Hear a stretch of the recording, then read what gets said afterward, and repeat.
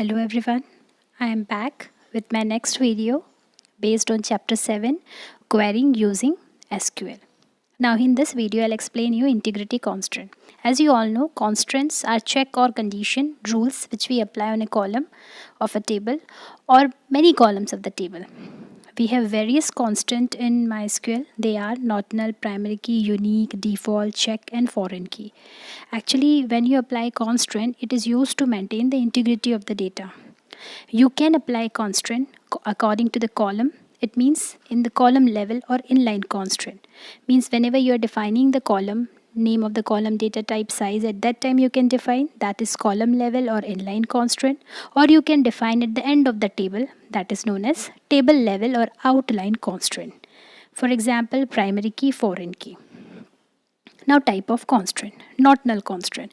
This not null constraint is used when you want that nobody can enter null value in a particular column.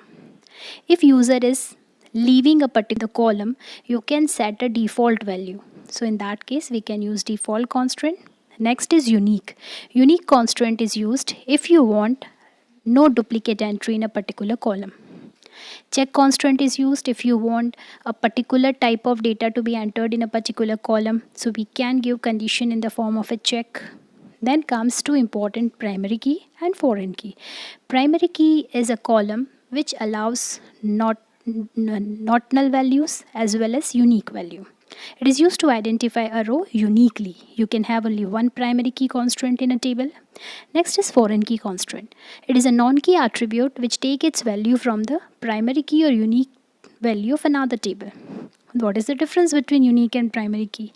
You can have many unique column in a table, but you can have only one primary key column in a table. Unique allows null value, but primary key do not. Please don't misunderstood with null as a value. Null is no value. Null means no value. If you are adding null with a number, answer is null only. So unique allows null value, but primary key does not allow null value. Multiple columns may have unique constraint, but there is only one primary key constraint in a table. These are 6 constraints which we use. Now, how can you implement primary key constraint? For implementing primary key constraint, you can define it at column level or you can define it at table level. First, I am giving you example for column level. Create table and student, st code char 3. This is the definition of the column, and here only they are defining primary key. So this is the primary key column at column level.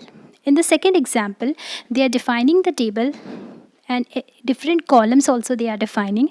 At the end, after the last definition of the last column, we have to use a comma, and then we can write primary key, the name of the column in bracket which we want to set as primary key. By using this table level definition of primary key, you can write 2 names also in the bracket of primary key, but that will not be a primary key, that will become a composite primary key. Composite primary key is a key which allows 2 values to be unique and 2 values can behave like a primary key, but that is considered as composite primary key.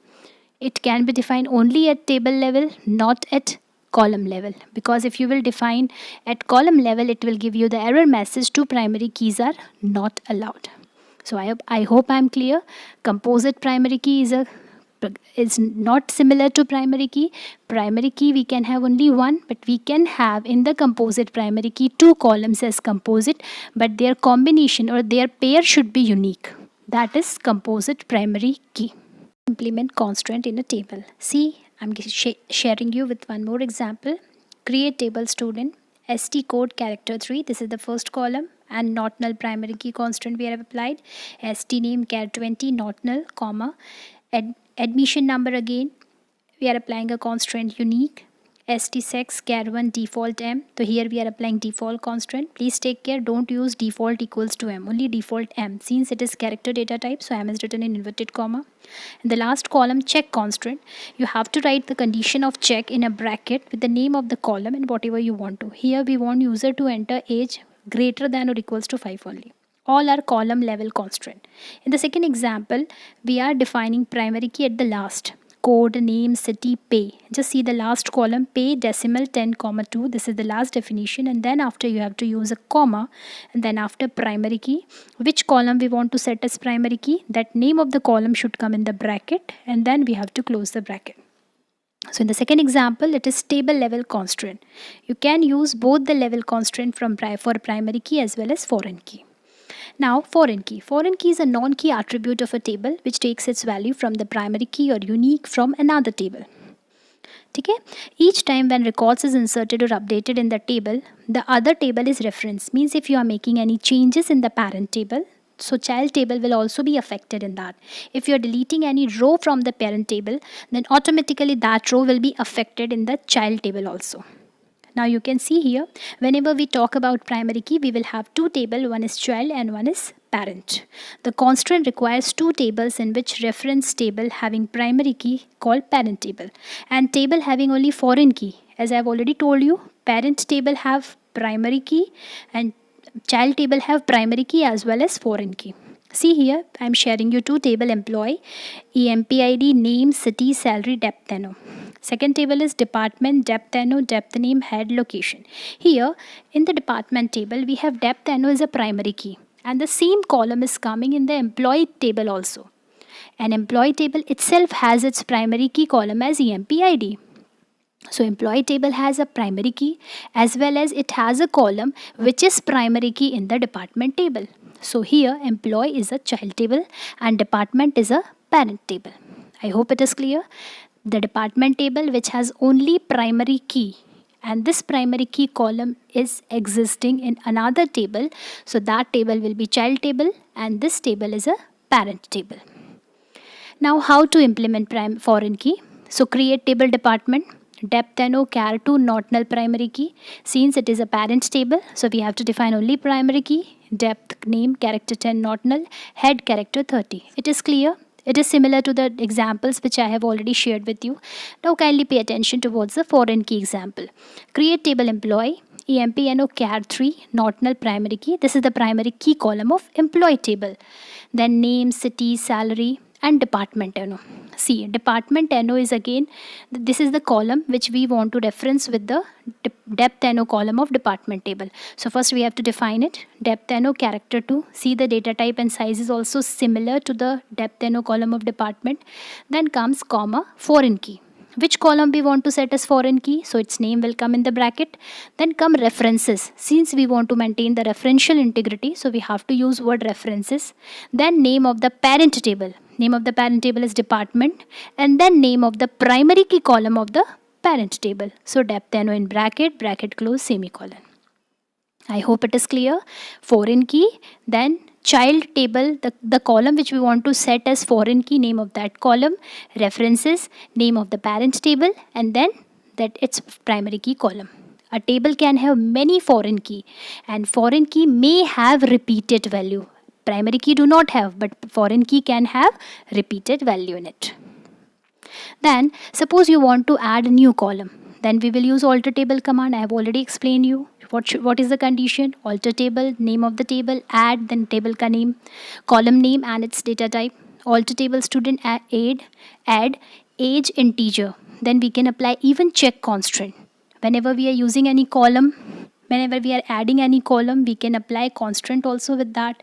Similarly, we want to add salary, then default value. Here you can see with the default value, we are not using inverted comma because its data type is int.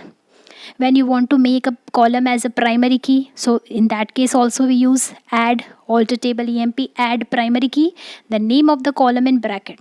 Alter table emp, add primary key, then two columns are coming. So I hope it is clear. It is not a primary key, it is composite primary key. Combination of name and date of birth should be unique. It should not match. Now suppose you want to make changes in the existing column. So in that case, instead of add clause, we will use modify. Alter table name, then modify name varchar 40. So data type or size we can change by that. Alter table emp, modify cell default value. Previously you have given any other value. Now we want to make changes in the salary. It was 5,000. Now I want to make 4,000. So we will use modify, not add. Then suppose you want to apply any other constant like not null. So alter table, name of the table, modify, then name of the column, and then not null. So initially emp name was not applied as not null and I want to make it not null.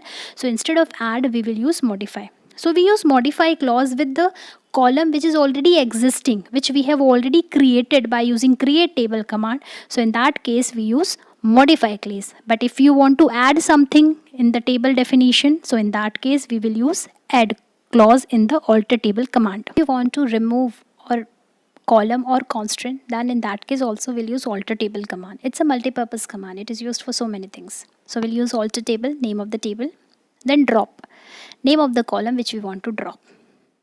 See the example, alter table student drop telephone number. So telephone number column will be deleted. It will not exist, and the even since column is deleting, so its entry will also be deleted.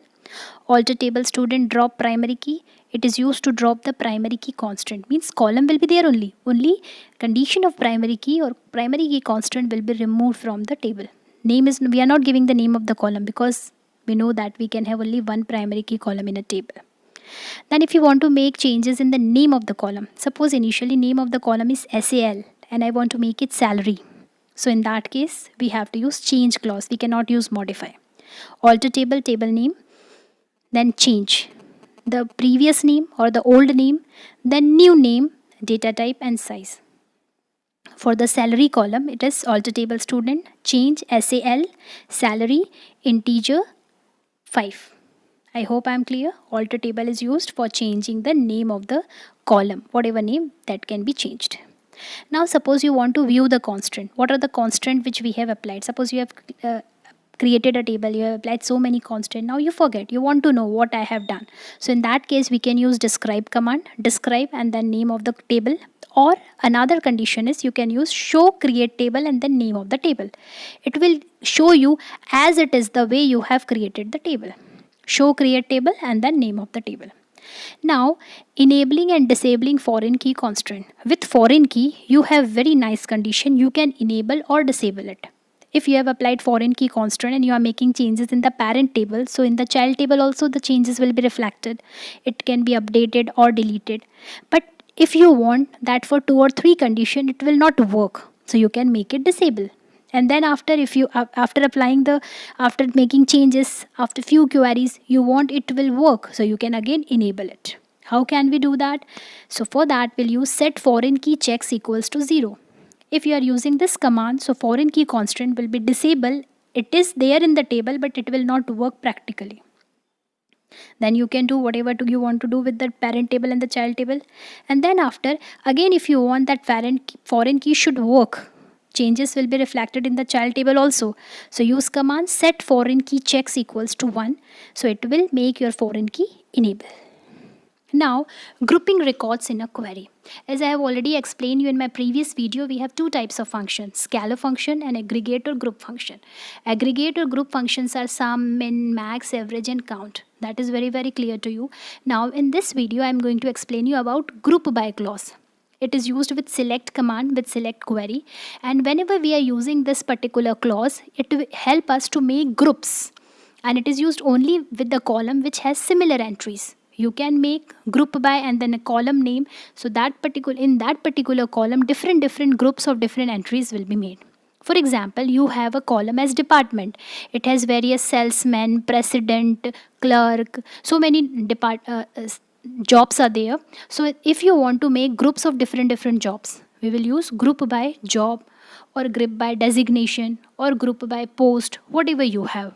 It is meaningful only when you have repeated entry in a particular column where you want to use group by. Now just see the example. Here I have already shared this example with you of aggregate function, how sum function works, how min function works, max, count, average. Why I am again explaining these things to you? Because this group by clause is very easy to understand for you with the aggregate function. Aggregate function ignores null value, that is null value does not play any role in calculation when you are using aggregate function. And this group by clause is it will help you to understand more clearly with aggregate function, and we can use it practically only with aggregate functions only. Otherwise it will not show you exactly what it works, how it works. And one more thing, count cell and count star. I think difference is clear to you. Count star is used to count the total number of rows, and count cell is used to count the total number of entries in that particular column, which we are writing in the bracket. Aggregate function and group. With group function sum, you can use distinct or all. See the example, select sum of salary from EMP. So I think it is clear, it will add all the salaries and give you one answer.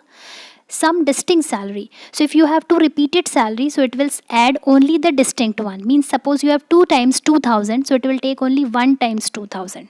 Distinct keyword is used to remove the duplicate data.